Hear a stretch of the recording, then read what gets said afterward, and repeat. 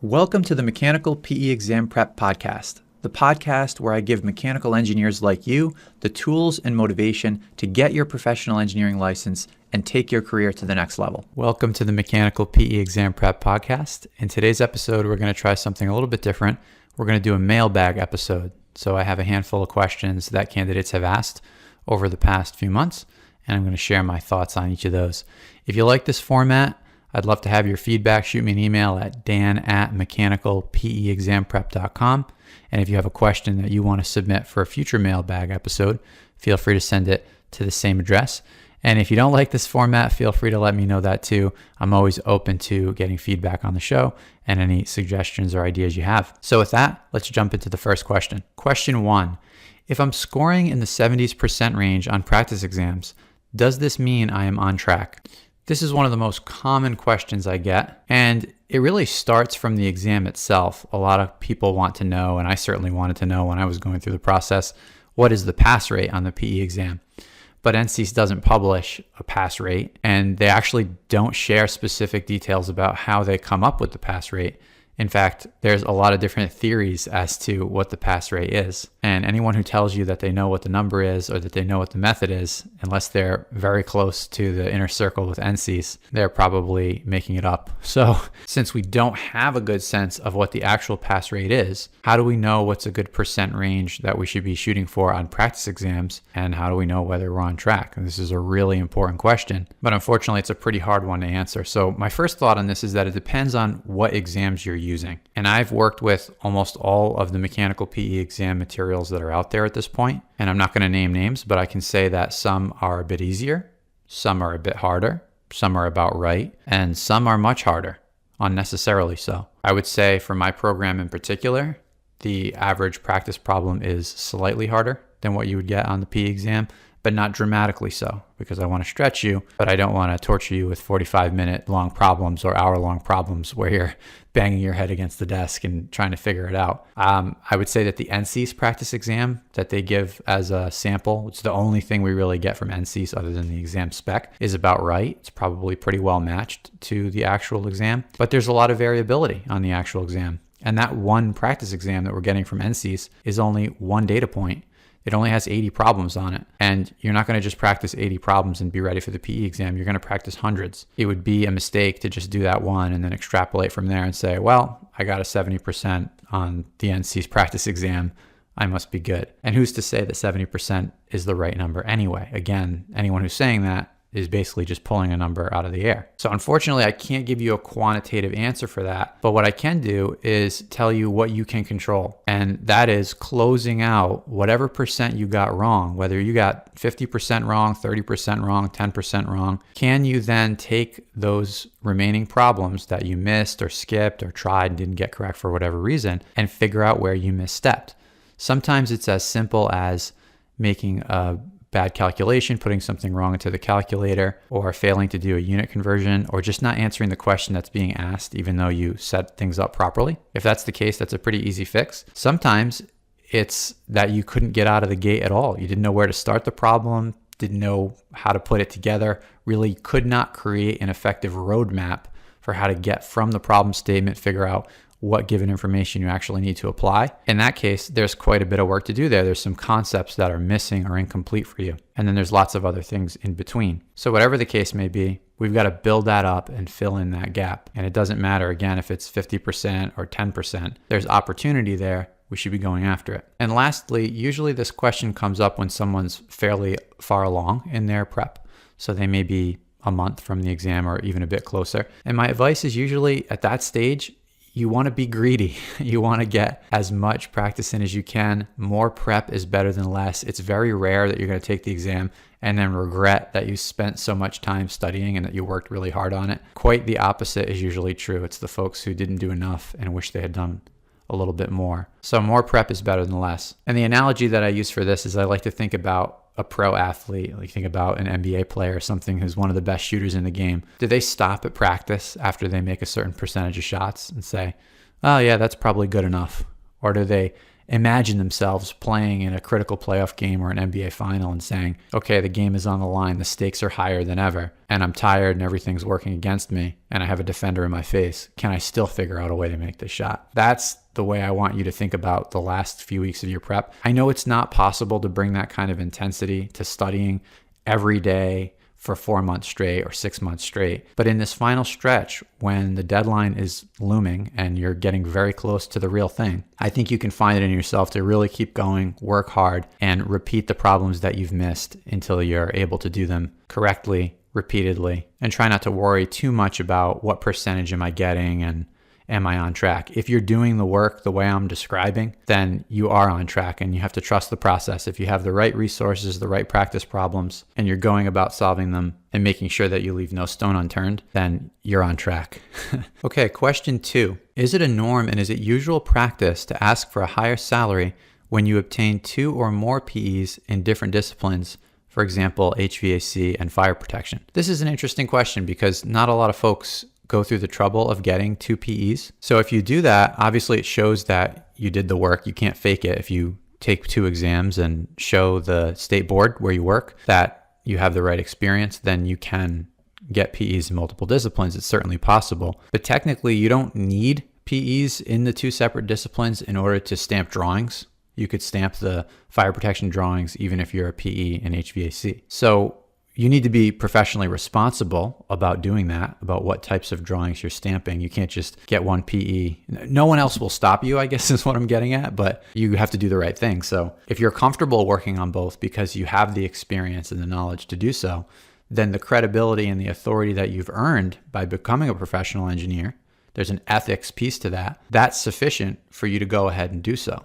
But no one is policing that other than you. So you don't actually need to go and pass a separate exam unless you want to. So as that relates to your salary and your employer, you wouldn't be getting paid more as a result of just having 2 different PEs per se. That's not really how your employer is going to think about it. You would be earning more because you're creating more value for your employer. So for instance, if the employer values the fact that you have the ability to cover both disciplines, then they would likely be willing to increase your compensation because you're doing more, you're producing more in a sense there. You're taking more ownership and more responsibility. And if they don't view that as valuable, either because they don't need it or they have others that can cover that already, then they'll probably view your exercise of going and getting a second PE as being neat for you, but not particularly valuable for them. So in that case, it wouldn't lead to an increase in your compensation. So I would caution you against quietly going for your second PE and then showing up one day and trying to strong arm your employer after the fact. I think that's not a great approach. I think it would be much better to enroll your employer in the idea of what you're considering doing and ask upfront if this would add more value. So sit down with your manager and say, hey, I already have my PE in fire protection. I'm thinking about getting it in HVAC as well.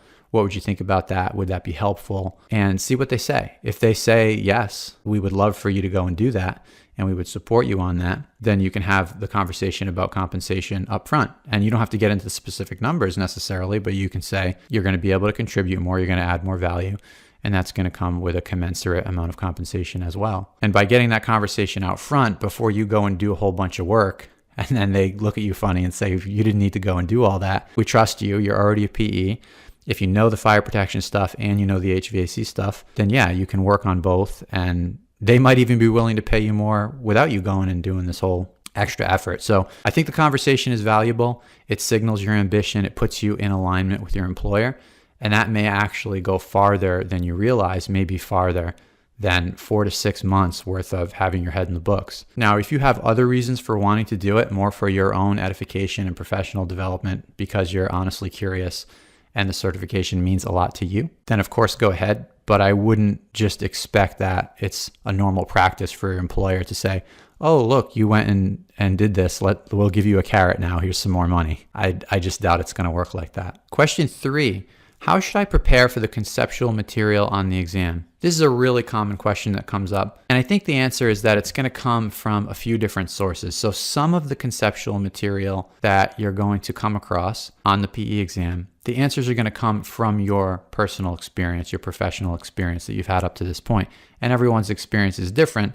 So what that means is that some folks are going to have seen more concepts than others, or different concepts than others, and they're going to have more or less success on the second half of the exam. But that's not the only source. There's also a lot of conceptual ideas that are coming from practice problems. In fact, I would argue that most of the concepts will come from practice problems if you have good practice problems to work from.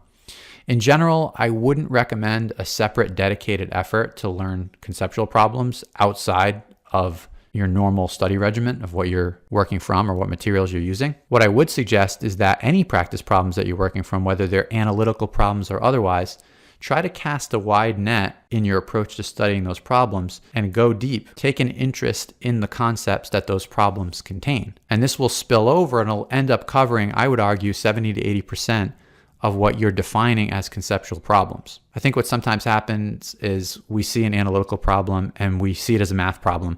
We want to go find the formula, we want to plug and chug, check the units, pick an answer, and move on. And that's fine, but we should take the opportunity when we're at the beginning of the problem and we're forming the solution roadmap to make sure that we're thinking about all the concepts along the way. And I think in a lot of cases we have to be successful at solving those problems anyway. So a lot of this takes care of itself. Not all of it, but more than you might think. For example, imagine you're working on a refrigeration cycle problem and you're calculating the COP. In order to do that successfully, you're learning the components of the refrigeration cycle. You know that there's a compressor, condenser, expansion valve, and evaporator. You might even go a bit deeper and learn about how the expansion valve is controlled by measuring the temperature at the evaporator inlet to open or close that valve to allow more or less refrigerant to flow in the cycle. And you're learning about superheat and subcooling. You're drawing the refrigeration loop on the pH diagram and you're understanding how the shape of the loop is going to change depending on different inputs. So then later on, when a conceptual refrigeration cycle question comes up on your exam, it's going to be easy for you to answer, but it's not because you made some separate effort to make index cards or study the refrigeration cycle in a vacuum. It's because you solved what was an analytical problem that did involve calculations, but you learned the concepts that were associated with that system leading up to those calculations. And lastly, you have to accept that there may be a few problems on your exam that you have no idea about. I would assume that that's going to happen. Hopefully it's not a large number of problems, but when it does, you're going to search the reference handbook for keywords. You never know, you might find something there. You may see some words that you've never seen, but you may be able to figure it out. You're going to use your critical reasoning and your judgment to make a call. If you absolutely have to, and you're unable to make an educated guess, you'll make an uneducated guess. But at the end of it, you just can't get rattled. You have to be fine with the fact that there's going to be a small number of problems that are just hard, and you take your guess and you move on. Look at the PE exam as an opportunity to show how much you know. You've done a ton of work and you want to put that on display on this one day that you have the chance to show that. And you can't afford to get knocked off your game because there were a couple of questions that you just hadn't seen anything like that before. And question 4, this one's a bit detailed, but I want to read the whole thing because there's a lot of good themes in here. This last Monday, I started studying for the mechanical, HVAC, and refrigeration PE exam again. This will be my 3rd attempt at the test. The first time I took the test, I used study materials from coworkers. The second time I took it, I used your full access bundle and went through most of the material. My second attempt was 2 years ago. I took a long break from studying, but have now gained the motivation to try again. This time, I plan on going through all the practice questions and the 2 practice exams that are in the bundle. I have scheduled my exam for January 2025. I plan on finishing all the practice problems by December. I'm going to take one of the practice exams in October and the other in December. After that, I plan on studying using the practice exam from NCEES. Then, I will use the rest of my time to study the questions I did not get right. I am devoting at least 2 hours each day, Monday through Thursday, and 5 to 10 hours spread out Friday through Sunday to studying. That gives me about 13 to 18 hours of studying a week, and when I can do more, I will. I feel like I have more motivation to pass this exam than I had on the last 2 attempts. If you have any suggestions on study material, study schedule, or any other tips that would help, please let me know. So first of all, I just want to acknowledge this question for being detailed and sharing that detailed plan, which really shows to me how thoughtfully you've considered what you're going to do, how you're going to do it, and how you're going to sequence it. In the orientation to the fundamentals module within the program that is being referenced here, the full access bundle, I give a proposed roadmap in terms of what to use, what order to go in, and how much time to spend. And this dovetails perfectly with that roadmap. So I'm very happy with the schedule as it's organized, the timeline, the amount of time that's being allocated, and how it's spaced out between now and January. So timeline and approach overall are great. I'm very happy there. I also wanted to comment on what you shared about motivation and how this is your third go around, and you're noticing that your motivation is high now and you really want to go for it. So I love that you're striking when the motivation is high. I think that's critical to take advantage of that. Motivation is not a finite resource. Motivation and willpower, right, are not finite resources. So when you are in a state where you really feel like you want to go for it, you got to take advantage of that because it's going to come and go. And every time you have that motivation peak and then wane and you don't take action, you're teaching yourself that you're not the kind of person who can get things done. And whenever you have that motivation peak and you do take action, you're teaching yourself the exact opposite, that you're the kind of person who goes after things that you want and makes it happen. And it's really important to send those positive signals to ourselves, especially when it comes to challenging projects and goals. And the PE is certainly one of those. In terms of the daily and weekly hours, I noticed that the numbers are quite high. So 2 hours a day, Monday through Thursday, and 5 to 10 hours spread out across Friday through Sunday. So I wanted to just kind of question that, and I'm wondering if these are minimums where you said at least 2 hours each day and 5 to 10 hours, which is quite a range for Friday through Sunday. So are these minimums or are these aspirational? Like, I would love to get 18 hours in a week, but if it doesn't happen, I'm okay. Are we okay if it's 13? Are we okay if it's 10? Or is that not enough? I just want to be a little bit more lenient there. I would suggest setting up a minimum that you can accept. Otherwise, you could be disappointed that you didn't get your 13 to 18 hours. Maybe you only got 10 or 11, but actually 10 or 11 is quite good. And also, if you're studying 7 days a week, that can become a bit of a grind. I'm not saying you necessarily need a full day off. It's fine to study every day. It's great to study every day. It's definitely my preference to chip away at something and try not to miss days. But if you're putting in long hours, like 2 hours a day, every day or more, then that could definitely become a grind. So I would just invite you to consider shortening some days if you need to. You could do that on the fly, or you can plan on shortening some of them just to ease the burden. I want to make sure you don't burn out because, and this is the key, this is probably my main comment on this question. The most important thing that you need to think about at this early stage when your motivation is high and you're making plans of this type is to protect your plan. Protect your plan from what? Protect the plan for the possibility, I'll say it even stronger, the inevitability that your motivation will fade, which it usually does. And there's nothing wrong with that. That's just human. It's very hard to operate at a high level of motivation week after week, month after month. So how do we protect it? We have to be very specific about why you're going for the PE, why it's so important to you, not just why you feel motivated right now, but for what it's going to mean to you in the months and years to come. And once you know that reason, you can do that as a journal entry. You can think about that for a little while. You want to articulate that to the people in your inner circle. So tell your family, tell your friends, tell your partner, tell your spouse, tell your colleagues, tell your boss that this is what you're up to and this is why it matters to you. It doesn't have to be a big deal. You're literally just telling some people in your life what you're doing and why it matters. That's a totally normal thing to do. And this creates a high level of accountability, especially if you do it with multiple people in your inner circle, because they're all going to ask you about it. And that's actually going to help push you when the going gets tough, because studying gets hard. We've talked about this in other episodes as well about motivation. It's a constant theme. When you start to get frustrated and I don't want to say hopeless, but it can get to a pretty interesting place where you're like, oh my God, have I taken on more than I can handle here? Am I going to end up going down the same path I have in the past? Am I going to fail a third time and have to go a fourth? So when those thoughts start to creep in, you think about your why, and suddenly you find resources within you that allow you to go farther and deeper. A few other hints that came up for me when I was just reading this question: try to take excellent care of yourself over the entire duration of your study. Things like sleep, exercise, eating nutritious food. Try to do the little things, because a lot of times those keystone habits like getting enough sleep, getting some movement, eating right, that can cascade into effectiveness in lots of other areas. So you don't have to be perfect, but if you can be 10% better in each of those areas, then it accumulates into quite a bit of benefit in everything, but certainly including studying.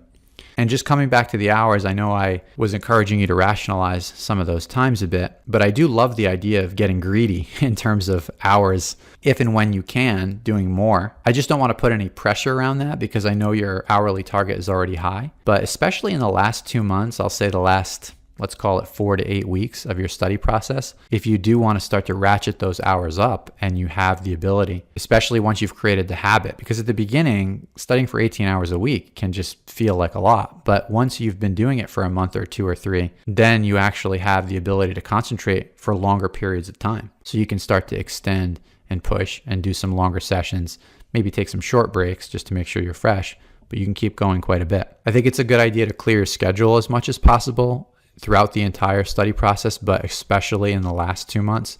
So if you have any travel planned, whether it's personal or professional, if there are business trips that you can defer until after the exam, really any extra commitments that you have that can be pushed until later, that'll help increase your focus during this period. One other idea that popped into my head as I was reading this is find small ways to reward yourself, probably on a weekly basis. If you're hitting your numbers, if you're being productive, if you're executing your plan the way you've laid it out here, you could treat yourself to something. Maybe it's a small guilt-free purchase, or it's just something that's going to make you happy. It might seem a little silly, but you can make a big deal about it and say, you know what, I put in my 15 hours this week and I'm going to get a little treat. And, if you do that for 16 weeks and then pass the PE exam, I think it'll be a cool part of your story to say, I really took care of myself and I was kind to myself during that period and I accomplished something incredible. And above all else, one of the most important things for anyone studying for the PE exam, no matter what you're using, whether it's my program or something else, is to pull the material toward you.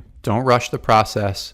Go deep. Squeeze every bit of juice out of every problem that you touch. Try not to look at the solutions or watch the solution videos without trying everything you can on your own first. Don't deprive yourself of the opportunity to make those mental leaps independently, because that's where the learning really happens. That's the part that's magical, is when you're able to make those connections on your own. That's what's going to be most memorable because you worked for it. So I hope that helps, and I'm looking forward to hearing your success story after January. So that's going to do it for today. Thanks for listening, and feel free to get in touch with any feedback or questions. Thanks for listening to the Mechanical PE Exam Prep Podcast. If you enjoyed this episode, please consider leaving a review to help other engineers find the podcast. And if you're looking for a program that will help you pass the PE exam, check out the full access bundle available at mechanicalpeexamprep.com, and feel free to reach out with any questions.